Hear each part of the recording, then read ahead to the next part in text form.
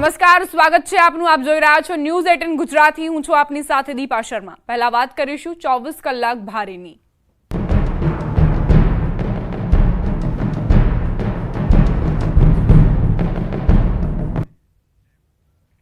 મહત્વપૂર્ણ સમાચાર પ્રાપ્ત થઈ રહ્યા છે. 1 વાગ્યા સુધી 23 જિલ્લામાં ભારે વરસાદની આગાહી કરાઈ છે. 23 જિલ્લામાં વરસાદનું ઓરેન્જ એલર્ટ અપાયું. ઉત્તર અને દક્ષિણ ગુજરાતમાં ઓરેન્જ એલર્ટ રહેશે. સૌરાષ્ટ્રના જિલ્લાઓમાં પણ ઓરેન્જ એલર્ટ અપાયું છે. 10 જિલ્લામાં વરસાદનું યલો એલર્ટ અપાયું. મધ્ય ગુજરાત અને કચ્છમાં યલો એલર્ટ અપાયું છે. 1 વાગ્યા સુધી 23 જિલ્લામાં ભારે વરસાદની આગાહી હવામાન વિભાગે કરી છે. 23 જિલ્લાઓ જ્યાં ઓરેન્જ એલર્ટ આપવામાં આવ્યું છે અને સાવધાની સતર્કતા રાખવાની જરૂર એટલા માટે પણ કારણ કે અત્યંત ભારે વરસાદ બાદ જે સમસ્યા સર્જાતી હોય છે, પાણી ઓસરતા નથી અને ઘણા એવા ગામો તો સંપર્ક વિહોણા બની જાય છે. એટલે જ તકેદારી અને સાવચેતીના ભાગરૂપે આ પ્રકારે એલર્ટ આપવામાં આવી રહ્યું છે. આગળ વધીએ, વાત કરીએ મહીસાગરની. જિલ્લામાં સાર્વત્રિક વરસાદી માહોલ. ગત રાત્રિએ મહીસાગર જિલ્લામાં મન મૂકીને મેઘરાજા વરસ્યા. કડાણા તાલુકામાં 3.5 ઇંચ વરસાદ ખાબક્યો. ખાનપુર તાલુકામાં 2.5 ઇંચ વરસાદ નોંધાયો. બાલાસિનોર તાલુકામાં 1 ઇંચ કરતાં વધુ વરસાદ ખાબક્યો. મહીસાગર જિલ્લામાં લુણાવાડામાં 1/2 ઇંચ વરસાદ નોંધાયો. સંતરામપુર અને કડાણા તાલુકામાં પણ વરસાદી માહોલ જામ્યો છે. ગત રાત્રિએ મહીસાગર જિલ્લાના વિવિધ તાલુકાઓમાં વીજળીના કડાકા ભડાકા સાથે ધોધમાર વરસાદ ખાબક્યો.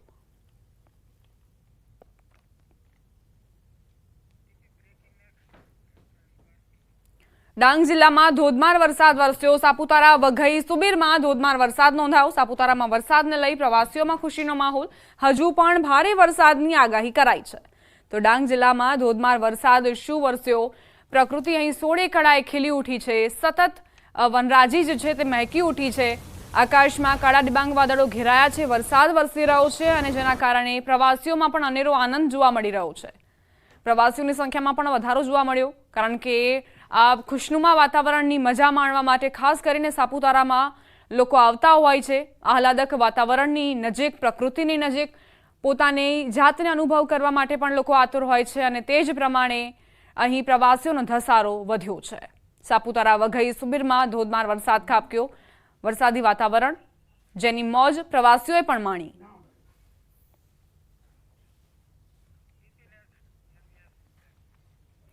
નવસારીમાં 2 દિવસના વિરામ બાદ ફરી એક વખત જિલ્લામાં વરસાદી માહોલ જામ્યો છે. નવસારી જિલ્લાના તમામ તાલુકાઓમાં વરસી રહ્યો છે વરસાદ. નવસારી શહેરમાં આવેલા સર્કિટ હાઉસ, ડેપો, જૂના થાણા, કુંભારવાડ સહિતના વિસ્તારોમાં વરસાદી ઝાપટા નોંધાયા. નવસારીના ગ્રામ્ય વિસ્તારમાં પણ વાદળછાયા વાતાવરણ બાદ વરસાદી માહોલ જામ્યો. ગણદેવી તાલુકાના ધનોરી, બિલીમોરા, ચાંગા સહિતના ગ્રામ્ય વિસ્તારોમાં પણ વરસાદ નોંધાયો હતો.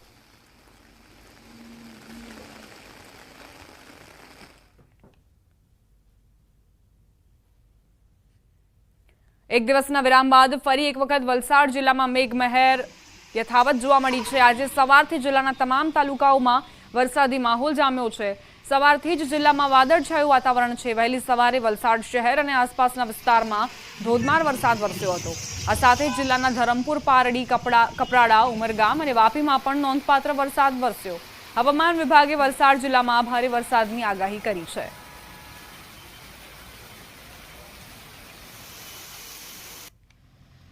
વલસાડમાં વરસાદી માહોલ વચ્ચે વસિયર માર્ગ પર એક તોતિંગ વૃક્ષ રસ્તા પર ધરાશાયી થયું, જેના કારણે કલાકો સુધી વાહન ચાલકો અટવાયા. વાહન વ્યવહાર બંધ રહ્યો.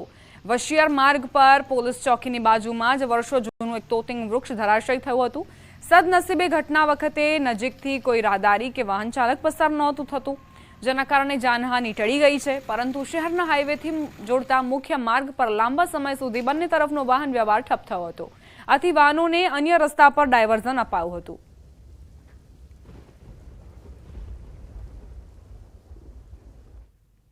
દક્ષિણ ગુજરાતમાં હવામાન વિભાગે રેડ એલર્ટ જારી કર્યું છે. સવારથી મેઘરાજા મન મૂકીને વરસી રહ્યા છે. સવારના 6 થી 10 વાગ્યા સુધીમાં કામરેજ, ઉમરપાડામાં 2 ઇંચ વરસાદ ખાબક્યો. ઓલપાડમાં 1.5 ઇંચ, જ્યારે માંગરોળ, બારડોલીમાં 1 ઇંચ વરસાદ નોંધાયો.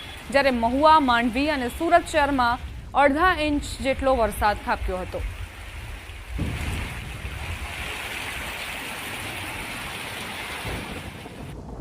દક્ષિણ ગુજરાતમાં હવામાન વિભાગે રેડ એલર્ટ આપ્યું છે। 2 દિવસના વિરામ બાદ ફરી વરસાદ શરૂ થયો છે। જિલ્લામાં વહેલી સવારથી વરસાદની એન્ટ્રી। બારડોલી, માંડવી, પલસાણા, કડોદરા, માંગરોળ, ઓલપાડ, મહુવા, કામરેજ વિસ્તારમાં વહેલી સવારથી ધીમી ધારે વરસાદી વાતાવરણ જોવા મળ્યું।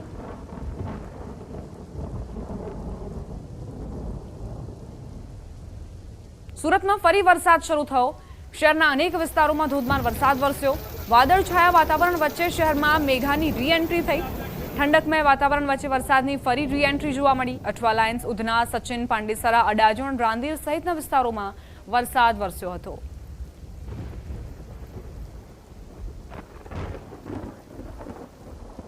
ગીર સોમનાથના વેરાવળ, પાટણ સહિત ઉના શહેર અને આસપાસના ગ્રામ્ય વિસ્તારોમાં વરસાદી ઝાપટા પડ્યા। વિરામ બાદ વરસાદી માહોલ જામ્યો છે।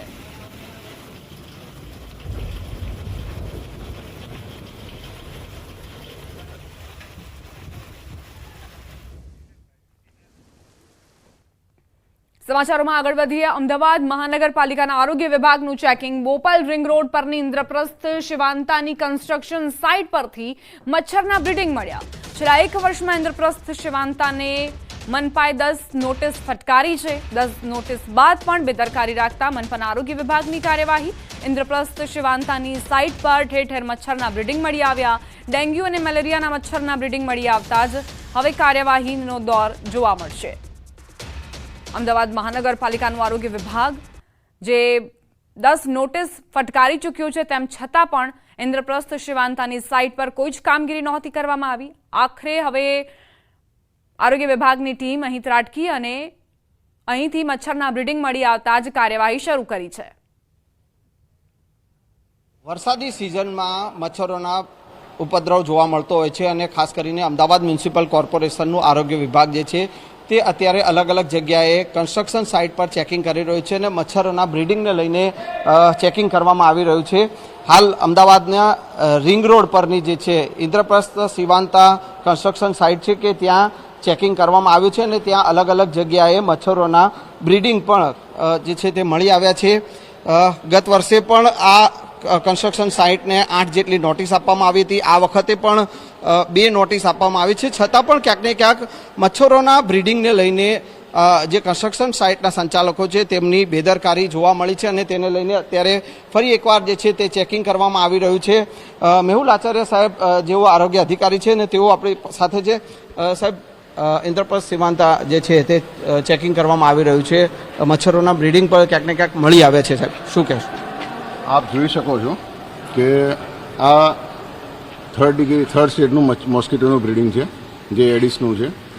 બીજું તો આપણે બતાવીશ કે આ જે પ્યુપા છે જેમાં 6 થી 7 કલાકમાં મચ્છર બનીને નીકળીને ઉડી જશે। આ પ્યુપા જે ફરે છે આ બ્રીડિંગ છે મોસ્કીટોનું। આવું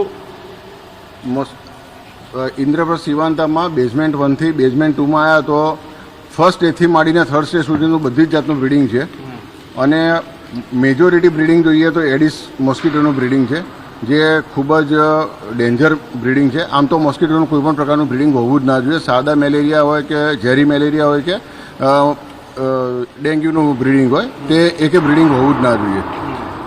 સદર કન્સ્ટ્રક્શન સાઇટને ગઈ સાલ પણ અમે 8 નોટિસ આપેલી છે, આ સાલ પણ 2 નોટિસ આપી છે, પરંતુ કન્સ્ટ્રક્શનના જે માલિકો છે સાઇટના માલિકો તેમના તરફથી કોઈ કામગીરી કરવામાં આવી હોય તેવું અમને લાગતું નથી। એટલે આજ રોજ અમે અહીંયા આગળ કન્સ્ટ્રક્શન સાઇટ ઉપર ચેકિંગ કરવા આવ્યા છીએ। અમને 3 સ્ટેજનું બ્રીડિંગ જોવા મળ્યું છે। હવે આગળની કાર્યવાહી અમે કરીશું। બિલકુલ, જનરલી આ પ્રકારની કન્સ્ટ્રક્શન સાઇટ ઉપર આ બ્રીડિંગ મળી આવતા હોય તો કયા પ્રકારની કાર્યવાહી જે સંચાલકો સામે થતી હોય?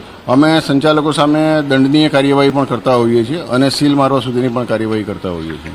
બિલકુલ, તો આ હતા મેહુલ આચાર્ય સાહેબને જે પ્રકારે મચ્છરોના બ્રીડિંગ જે છે તે કન્સ્ટ્રક્શન સાઇટ ઉપર મળી આવે છે અને જનરલી આ પ્રકારની જે કન્સ્ટ્રક્શન સાઇટ હોય છે કે જ્યાં આ પ્રકારની બેદરકારી દાખવવામાં આવતી હોય તો તેઓની સામે દંડની કાર્યવાહી પણ થઈ શકે છે અને સાથે સાથે સીલિંગ કાર્યવાહી પણ કરવામાં આવતી હોય છે। કેમેરામેન ખેંગાર રાઠોડ સાથે સંજય ટાંક, ન્યૂઝ 18 ગુજરાતી, અમદાવાદ। મહત્વપૂર્ણ સમાચાર સુરતથી પ્રાપ્ત થઈ રહ્યા છે। મહાદેવ બેટિંગ એપ હવાલા કૌભાંડનો રેલો સુરત પહોંચ્યો છે। છત્તીસગઢ પોલીસે સુરતથી એક આરોપીની ધરપકડ કરી। છત્તીસગઢ પોલીસે કપિલ ચેલાણી ઉર્ફે કેસીની ધરપકડ કરી છે। કેસીએ 5 કરોડ 30 લાખ રૂપિયાનો હવાલો પાડ્યો હતો। મહાદેવ બેટિંગ એપના પ્રમોટર સૌરભ ચંદ્રાકરે જે હવાલાથી રૂપિયા મોકલ્યા હતા તે કેસીએ આગળ મોકલ્યા હતા. હવાલા કૌભાંડમાં કેસી ઘણા સમયથી વોન્ટેડ હતો. કેસી દુબઈથી ભારત આવ્યો અને સુરતમાં ડુમસ વિસ્તારના એક વીકેન્ડ ફાર્મ હાઉસમાં છુપાયો હતો. કેસીની ગર્લફ્રેન્ડ સેજલ અને સુરતના કનેક્શન મળીને માડી નામના યુવકની પૂછપરછ બાદ સમગ્ર મામલે કેસીનું લોકેશન મળ્યું. છત્તીસગઢ પોલીસ અને સુરત પોલીસે સાથે મળીને કેસીને વીકેન્ડ ફાર્મમાંથી ઝડપી પાડ્યો છે, તેની ધરપકડ કરી છે.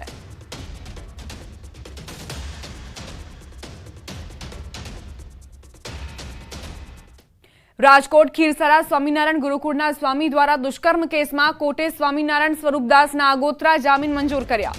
ઉપલેટાના ખીરસરા સ્વામિનારાયણ સંપ્રદાયના ગુરુકુળના 2 સંતો અને સંચાલક સામે પીડિતાએ દુષ્કર્મનો ગંભીર આરોપ લગાવ્યો હતો. મેનેજર મયુર કાસોદરિયાના રેગ્યુલર જામીનની અરજી કોર્ટે રદ કરી છે. ધર્મ સ્વરૂપ અને નારાયણ સ્વરૂપદાસ સામે ફરિયાદ નોંધાઈ હતી. કોર્ટે આગોતરા જામીન મંજૂર કર્યા છે. નારાયણ સ્વરૂપદાસના કોર્ટે આગોતરા જામીન મંજૂર કર્યા છે.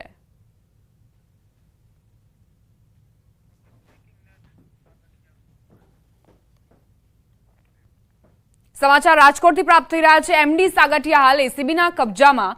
એમડી સાગઠિયાએ એ ડિવિઝન પોલીસ મથકમાં રાત વિતાવી. એસીબી દ્વારા સાગઠિયાની સઘન પૂછપરછ કરાઈ રહી છે. જરૂર પડે એમડી સાગઠિયાને વધુ તપાસ માટે બહાર લઈ જવામાં આવી શકે છે. તો સાગઠિયા જેમની પૂછપરછ કરવામાં આવી રહી છે, હજુ પણ પૂછપરછ માટે પોલીસ તેમને આગળ લઈ જશે, બહાર લઈ જવામાં આવશે તેવી જાણકારી છે. ટીઆરપી અગ્નિકાંડમાં એમડી સાગઠિયાની સંડોવણી સામે આવી હતી કે તેમની બેદરકારીઓ અને તેમની લાંચ પ્રવૃત્તિઓને કારણે આ ટીઆરપી ગેમ ઝોન ધમધમતું હતું.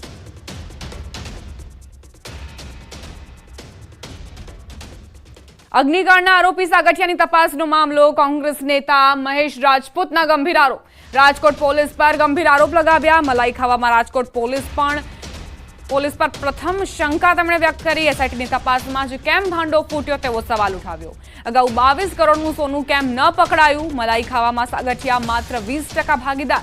આ સાથે તેમણે કહ્યું કે બાંધકામ અને ધંધામાં અને બિન ખેતીની જગ્યામાં મવડીની અંદર ગોટાળા ચાલી રહ્યા છે, તે અંગે નિષ્ઠાપૂર્વક અને તટસ્થ તપાસ થવી જોઈએ.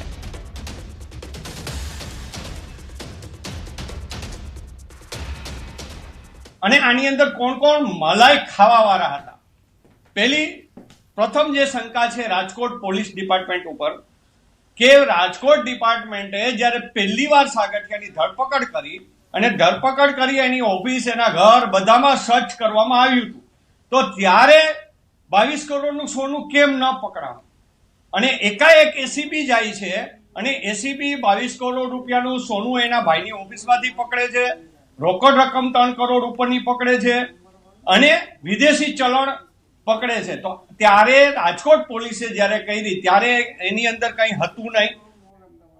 મહત્વપૂર્ણ સમાચાર પ્રાપ્ત થઈ રહ્યા છે. ગૃહમંત્રી અમિત શાહનો ગુજરાત પ્રવાસ. આવતીકાલે બનાસકાંઠાની મુલાકાત લેશે. થરાદના ચાંગડા ગામે આગેવાનો સાથે સંવાદ કરશે. જિલ્લાના સહકારી આગેવાનો સાથે સંવાદ કરશે અમિત શાહ. બનાસ ડેરી, બનાસ બેંક અને માર્કેટ યાર્ડ તેમજ જિલ્લા સંઘ, તાલુકા સંઘના ચેરમેનો, ડિરેક્ટરો, આગેવાનો અને હોદ્દેદારો સાથે સંવાદ કરશે. કેન્દ્રીય ગૃહમંત્રી અમિત શાહ 3 તબક્કામાં આ સંવાદ કરવાના છે.